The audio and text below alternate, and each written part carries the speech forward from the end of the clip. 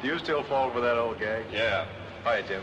Good afternoon, Captain. You better call me Dick. We're going to be doing a lot of talking in the next few hours. Fine, that suits me. Let's have a look at the weather.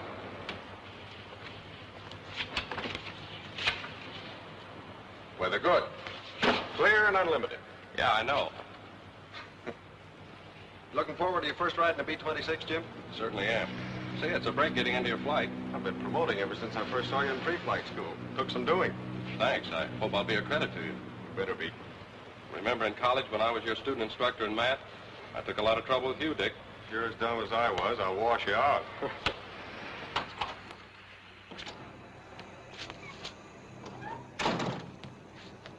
There she is.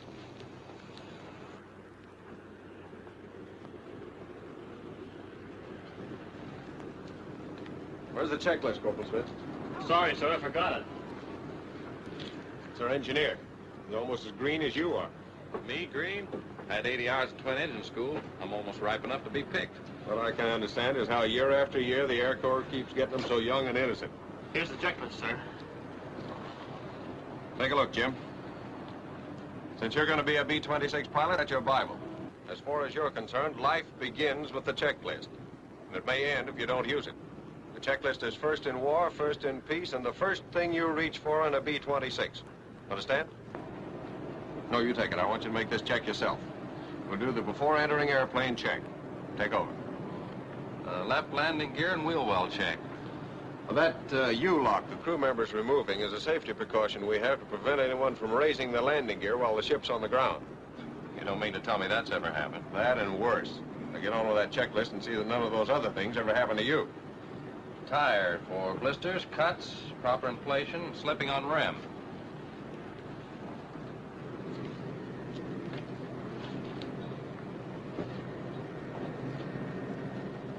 Notice the red mark on your rim. That'll show you if your tires slip. Polio strut for proper extension. Correct? Right. Now maybe here's where I'd better do a little pointing out. There's your gear-operated load and fire valve piston. Make sure it's fully extended. Check brake for excessive heat. Right?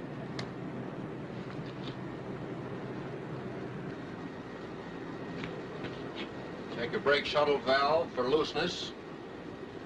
Your hydraulic lines for excessive leakage. Down lock pin engaged. Let's go. This is the camera door.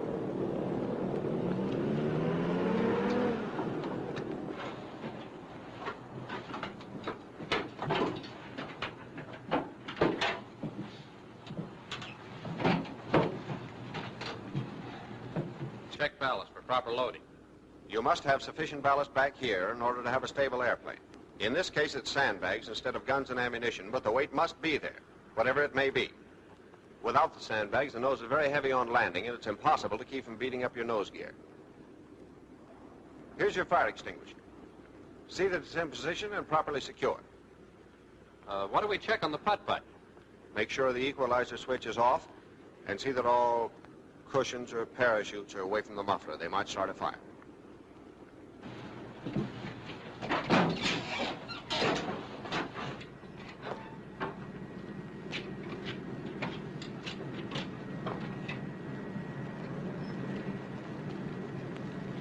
Next, right landing gear and wheel well check. You do that yourself, exactly the same as we did the left. Oh, there's the red signal on your Lux fire extinguisher. That's a quick way of knowing from the outside that the extinguisher has not been discharged.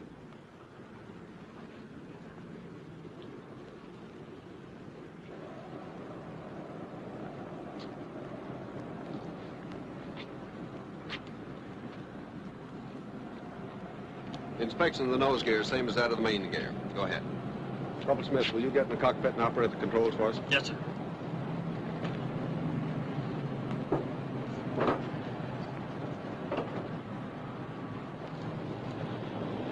Now, this next check is to make certain that we always have free and maximum movement of ailerons, elevators, rudder, and attached trim tabs.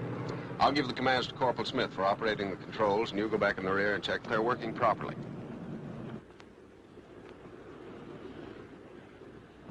Full left rudder. Full right rudder. Rudder trim tab to hold full right rudder. Now all the way left. Turn the wheel all the way left. Now all the way right. Aileron trim tab to lower right wing. Now all the way to lower left wing. Stick all the way back.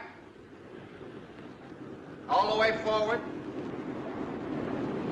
Elevator trim tab wheel all the way forward. Now all the way back.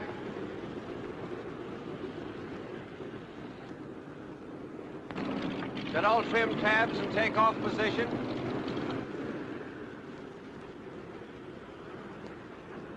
Flaps all the way down. Flaps in takeoff position.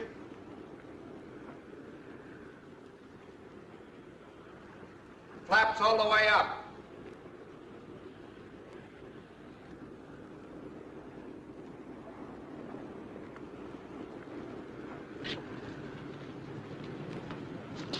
All's well with the flipper, Skipper. Good. Incidentally, you always taxi with your flaps in the up position. Did you personally check the air pressure in the emergency Bombay bottle? Yes, sir. It was 1,800 pounds. How were the batteries on the pre-flight inspection this morning? They were well charged, and I entered the readings for the emergency Bombay bottle and the batteries on Form 1A. Good. Have one of your men get in and get ready to start the putt-putt. Yes, sir. You understand the purpose of the putt-putt, don't you, Jim? Yeah, it gives it right here on the checklist. All engine starts will be made with an auxiliary power plant or an external source of electrical power except in emergency. Conserve electricity until after takeoff. And that's really important.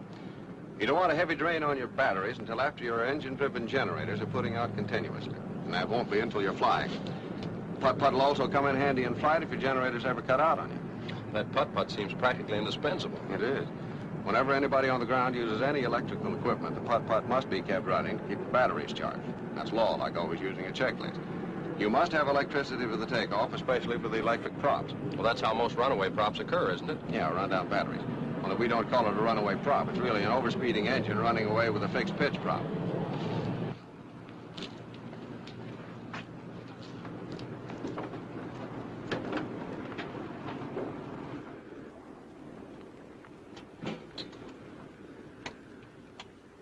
Let's see. This is the after entering airplane section. Check flight hydraulic servicing can for full service. Tap it on the side to see if it's full.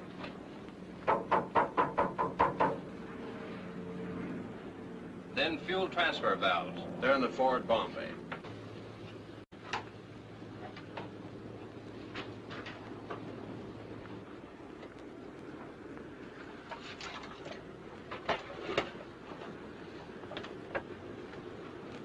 Fuel transfer valves off. Fuel transfer pump off. Fuel valves on, both of them. Hydraulic tank fully serviced. Bomb rack switches on tanks, if extra fuel tanks are carried. On bombs, if no tanks are carried. In this case, we're carrying an extra fuel tank, so it's on tanks. The rest of the stuff is in the navigator's compartment.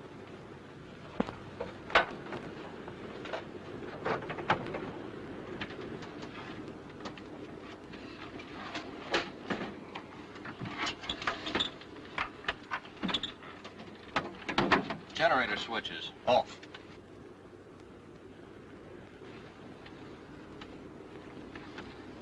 Check pressure, emergency brake air bottle. That's there under the navigator's table.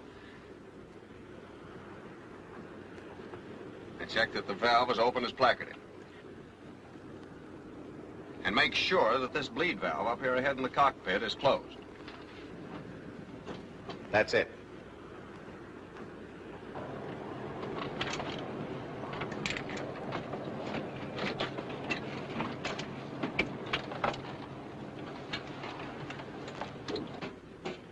Here's your emergency hydraulic tank. Make certain it's fully serviced.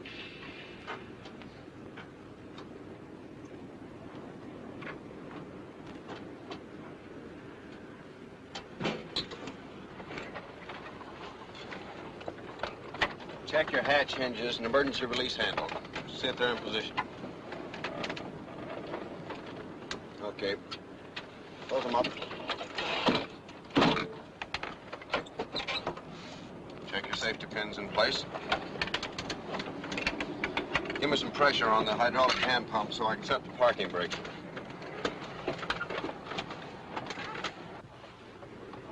How long do I keep this up? Well, you can't pump anymore. Till the hydraulic gauge shows the pressure's up. That's okay now.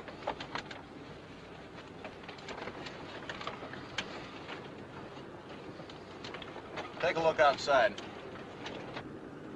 If it hasn't been done within the previous hour, both props are turned over by hand 2 or 3 revolutions with the ignition off. Just to clear out any oil that may have settled in the lower cylinder. You've been in the Air Corps long enough, Jim, to know the importance of checking Form 1A. No red diagonals, gas, wing tanks, and 1 bomb bay full, oil full, no other remarks. What's your serial number? 9180-162. Say that or dial it.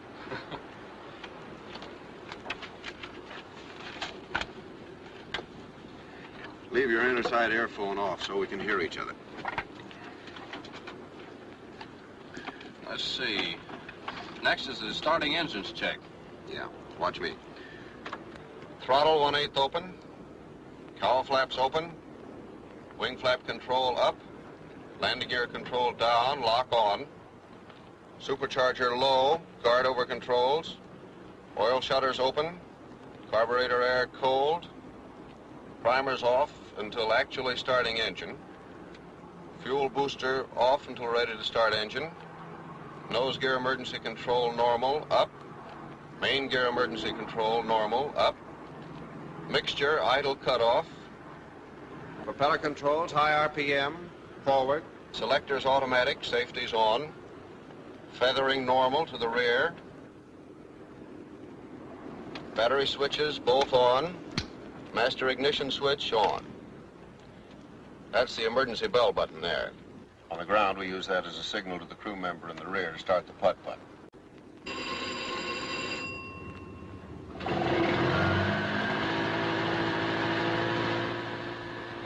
By cutting your battery switches for an instant and looking at your landing gear position indicators, you can tell if your putt-putt is putting out juice.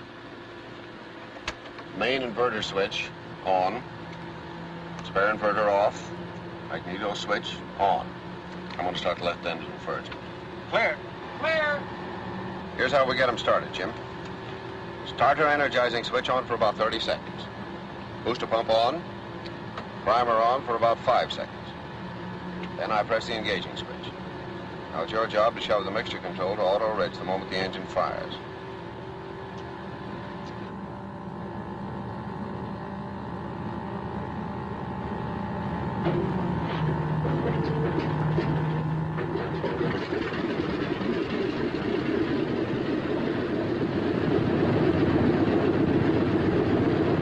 Auto rich it is. As soon as the engine's running, throttle back to between 800 and 1,000 RPM till it's warmed up. You'll notice your oil pressure goes up to around 200 pounds. If you don't get any oil pressure within 15 seconds, stop the engine and investigate.